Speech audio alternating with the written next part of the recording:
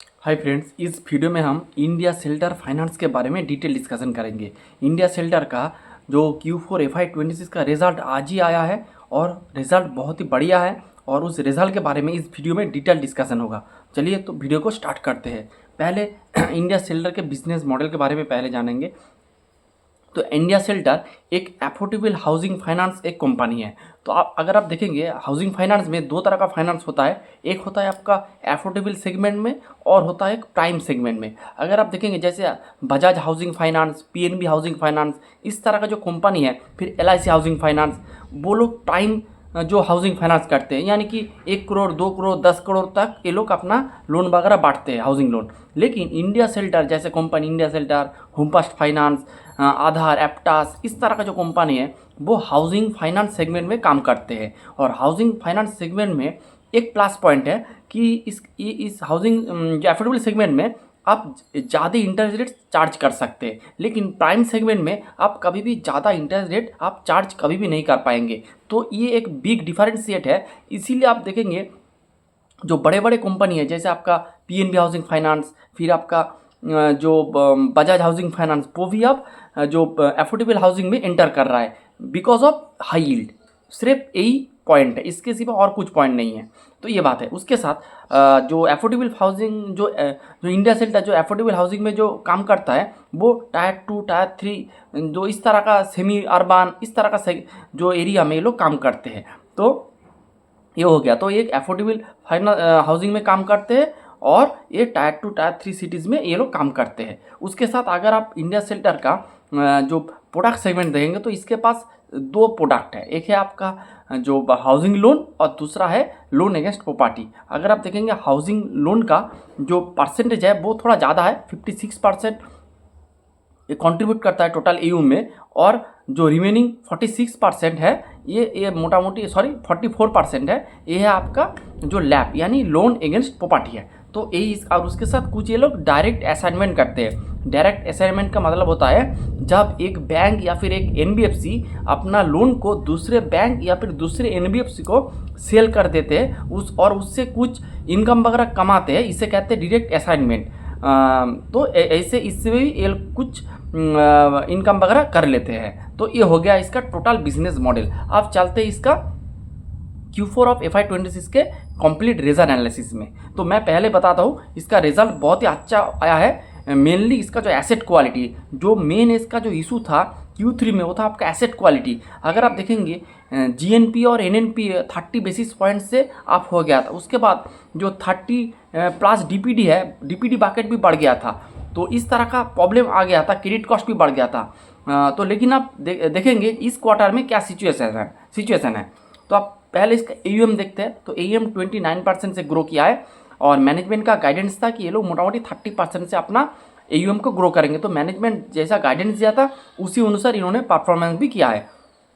फिर डिसबर्समेंट के बारे में देखेंगे तो Q4 वर्सेस Q4 अगर आप देखेंगे तो 11% से ईयर ऑन ईयर बेसिस में इसका डिसबर्समेंट ग्रो किया है। और अगर आप ईयर ऑन ईयर बेसिस में देखेंगे यानी कि FY25 वर्सेस 26 देखेंगे तो 14% से इसका डिसबर्समेंट ग्रो किया है। तो मेरे को लगा डिसबर्समेंट का जो रेट है वो थोड़ा स्लो है और थोड़ा अगर ज़्यादा होता, मिनिमम 20% होता तो अच्छा होता। लेकिन देखते कैसे क्या होता है। फिर पैट देखेंगे 27% से ग्रो किया है ईयर ऑन ईयर बेसिस में। और FY26 में पैट लगभग 33% से ग्रो किया है। तो आप देखेंगे पैट का नंबर भी बहुत तगड़ा है।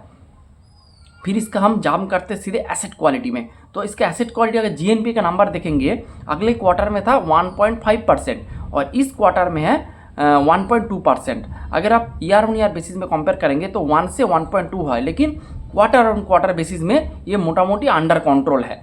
और इसके साथ NNP का नंबर अगर आप देखेंगे तो Q3 में था 1.2%, 0.9 से बढ़ के हो गया था 1.2%। अब फिर से आपका 0.9% अभी आ चुका है।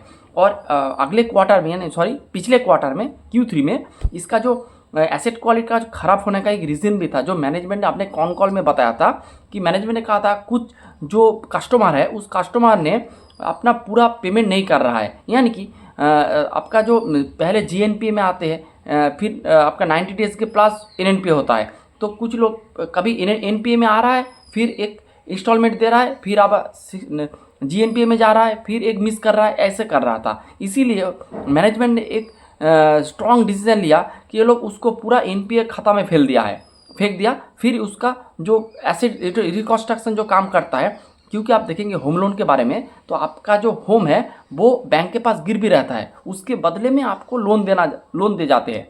और मैनेजमेंट ने कहा उसका जो घर है उसको इसको सेल किया, फिर वो जो पैसा वापस ले लिया। तो इस तरह का सिचुएशन हुआ था। मैनेजमेंट ने जानबूझकर कुछ जो प्रॉब्लमेटिक जो अकाउंट था उसको एनपीए में कन्वर्ट कर दिया था, अपना बुक को अच्छे करने के लिए। तो इसीलिए उसका जो एसेट क्वालिटी थोड़ा डिटोरिएट हुआ था, मेनली इसी रीजन की वजह से।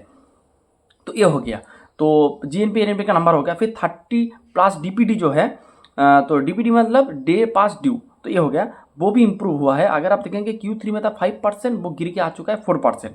और अगर आप ईयर ऑन ईयर बेसिस में देखेंगे 3.1 से 4 हुआ है। तो ईयर ऑन ईयर बेसिस में थोड़ा डाउन है, लेकिन जो डेलिक्वेंसी देखा था आपका Q3 में, वो डेलिक्वेंसी अच्छे लेवल पे आ गया है, जो कि बहुत ही अच्छा है।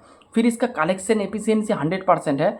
इससे आगे वाले क्वार्टर में यानी Q3 में था 98%। तो आप देखेंगे Q1 की बेसिस में Q3 में जो भी प्रॉब्लम हुआ था, मैनेजमेंट ने इस क्वार्टर में सबको सॉल्व कर दिया है। फिर इसका कॉस्ट ऑफ बोरोइंग आप देखेंगे वो भी थोड़ा नीचे आया है। स्प्रेड थोड़ा इंप्रूव हुआ है, 6.2 से 6.6 हुआ है। फिर इसका जो बुक है पूरा 100% सिक्योर है। लोन अगेंस्ट प्रॉपर्टी में ये लोग प्रॉपर्टी को गिरवी रखते हैं, और हाउसिंग लोन में अपना घर को गिरवी रख के लोन देते हैं। तो इसका जो पूरा बुक है पूरा 100% सिक्योर बुक है। फिर इसके बाद अगर आप देखेंगे इसका जो टोटल ब्रांचेस है तो वो अभी 307 है। और Q4 में इन लोगों ने 6 ब्रांचेस ओपन किया है, और FY26 में इन लोगों ने 41 ब्रांचेस ओपन किया है। तो ये हो गया। फिर इसका थोड़ा प्रोडक्ट मिक्स के बारे में देखेंगे, तो मैंने पहले ही बताया इसके पास 2 प्रोडक्ट है, एक है इसका होम लोन और दूसरा है लोन अगेंस्ट प्रॉपर्टी। और होम लोन का परसेंटेज है 56% और लोन अगेंस्ट प्रॉपर्टीज का परसेंटेज है 44%। और ये नंबर स्टेबल है, यानी कि कुछ ज़्यादा उठक पटक नहीं हुआ है। फिर इसका क्रेडिट कॉस्ट के बारे में देखेंगे, तो क्रेडिट कॉस्ट Q3 में था 0.6%, अब वो गिर के आ चुका है 0.3%। तो क्रेडिट कॉस्ट भी बहुत ही अंडर कंट्रोल है। ईयर ऑन ईयर बेसिस में देखेंगे तो 0.2 से 0.3 हुआ है, और FY26 के हिसाब से देखेंगे 0.5 है, वो भी इम्प्रूव हुआ है।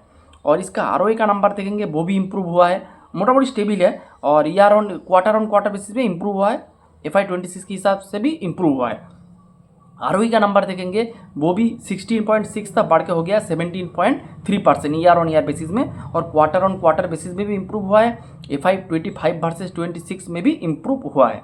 फिर इसका नीम देखेंगे यानी कि नेट इंटरेस्ट मार्जिन, तो वो भी इम्प्रूव हुआ है, 12 था, बढ़ के हो चुका है 12.7% ईयर ऑन ईयर बेसिस में। और क्वार्टर बेसिस में भी इम्प्रूव हुआ है 12.6 से 12.7%। और FY26 वर्सेस 25 वर्सेस 26 देखेंगे, उधर में भी इसका नीम का परसेंटेज इम्प्रूव हुआ है। फिर इसका ओपेक्स टू एयूएम देखेंगे, यानी कि आपको खर्चा कितना करना पड़ रहा है। तो खर्चे डिफरेंट वे से आते हैं, जैसे आपका एम्प्लॉय कॉस्ट होता है, फिर आपका जो ब्रांच वगैरह ओपन करेंगे उससे भी खर्चा वगैरह होंगे, तो उस ओपेक्स वाले सेगमेंट में देखेंगे वो भी इम्प्रूव हुआ है। ओपेक्स टू एयूएम का रेशियो जो 4.1 था वो गिर के आ चुका है 3.9%। तो ये हो गया।